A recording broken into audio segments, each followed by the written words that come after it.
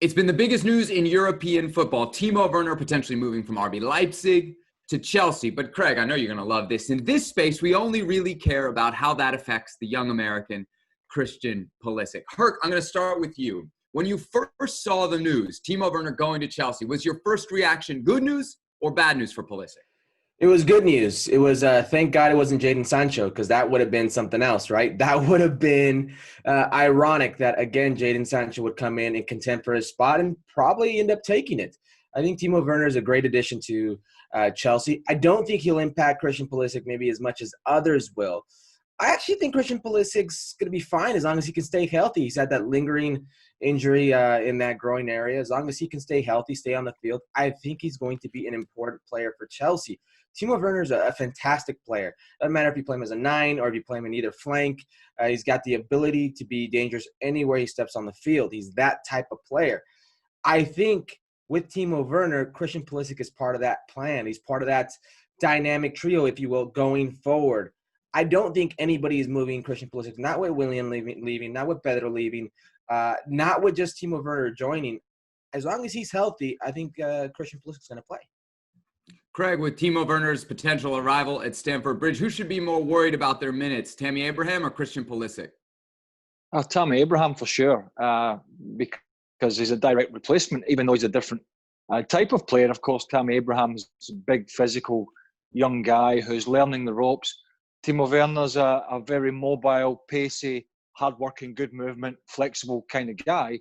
So I think Tammy Abraham would always have known that Chelsea were probably going to go and buy an out-and-out striker, albeit one that can play in different positions. But listen, if Christian Pulisic is going to worry every week about who Chelsea are going to be signing, he might as well not leave his house in case he gets run over by a bus, because that's the perils of being at a big club. And look, if you've watched RB Leipzig over the last couple of years, Timo Werner will drift into the wide positions and he'll be back through the middle. So it could be a case where Chelsea's wide guys, whoever they are, and we're hoping it's Christian Pulisic, and certainly he's hoping he is, that he can find himself through the middle on the odd occasion if he plays. If say, Ziyech is on the right and Pulisic on the left and Werner's through the middle, those three could be rotating. So there could be a lot of learning to do for these players in terms of, or a lot of things being asked of them in terms of where they might be playing and ending up during the game.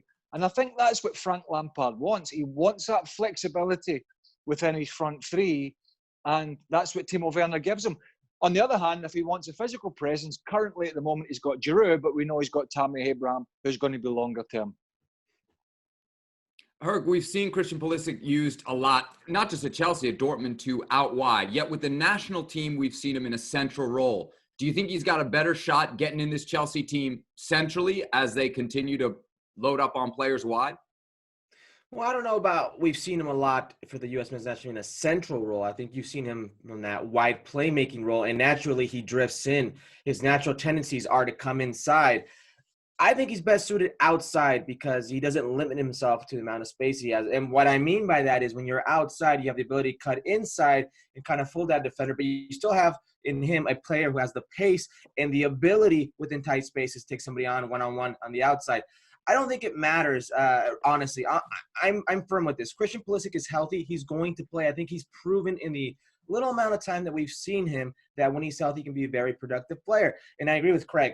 If we're going to start worrying about every single player that's going to come in, regardless of the position, how it affects Christian, that doesn't speak highly of his mentality. That doesn't speak highly of us and the confidence we have in him. He needs to start literally fighting for everything he has like he did when he first got in Dortmund, when it wasn't just, and I'm not saying it's given to him, but right now we almost want to coddle him. We want to treat him in a certain way. Like, no, we can't mess this up for Christian Pulisic. Christian Pulisic is the good, he's the great American hope. Let's hope this doesn't happen for Christian Pulisic. No, he's got to sink or swim. And if that means Timo Werner comes in and he needs to play a different position, but he needs to stay on the field, that's what he has to do. Craig, how important is it for Christian Pulisic at this point, just 21 years old, to be starting? Because we saw it at Dortmund. There's only really 1 year where he locked down the starting spot, had over 25 starts in the Bundesliga. Other than that, and Chelsea included, he's been in and out of every starting lineup at the club level. When should American fans say, we want this guy as a starter, if he is the great American hope? Well, I think a starter is overused. I think, back in the day when rotation wasn't such a thing. Then it was all about starting. I think it's about game time now. And I think quota of games. And as long as he is getting his quota of games, I mean, if they say, if Chelsea are playing roughly, say, 50 games a year plus, and he's only getting 10 or 15 run-outs, then clearly that's a concern. But if he's playing, a good 30, 40 times at least and having a big impact, then I don't think there's any concerns whatsoever. And I think that's how Frank Lampard sees it. When you throw Mason Mount into the mix, you throw Ziyech, you throw Pulisic, you throw Werner, you throw Hudson-Odoi, and I think he sees a front line that can be rotated. And I think that's an easier sell for players in this era than it was 15, 20 years ago, when if you were told you were getting rotated, you were getting dropped. But I think it's different now, and I don't think there should be any major concerns unless Christian Pulisic is really getting, drips and drabs and bits and pieces, 10 minutes here, 15 minutes there on the odd occasion. That's the one big concern I would have if I was a fan of the American national team.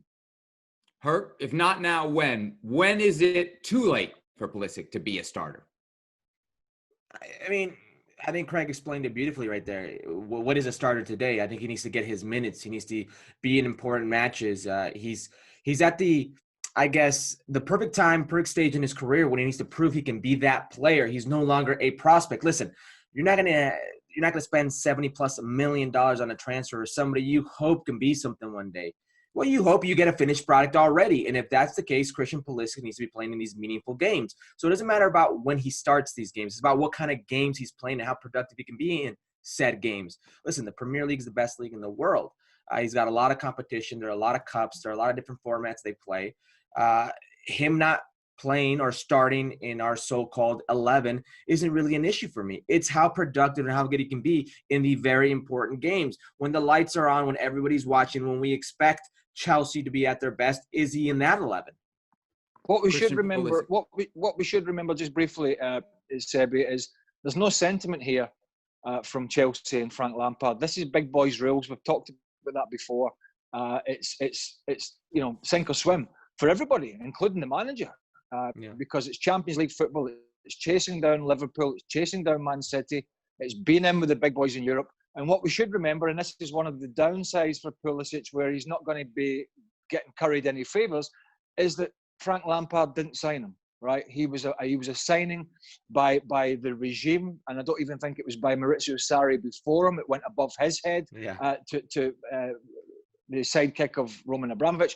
So in terms of any sentiment towards Christian Pulisic, there will only be that in terms of performances. Because Frank Lampard will just turn around and say, well, listen, I didn't sign him. And if he's not performing for me, he's not in the team. That's crystal clear for the player. Christian Pulisic then set to wrap up his first season in the Premier League with Chelsea next year. Looks like he could team up with Timo Werner. Thanks so much for watching ESPN on YouTube. And for more sports highlights and analysis, be sure to download the ESPN app. And for premium content and live streaming, subscribe to ESPN Plus.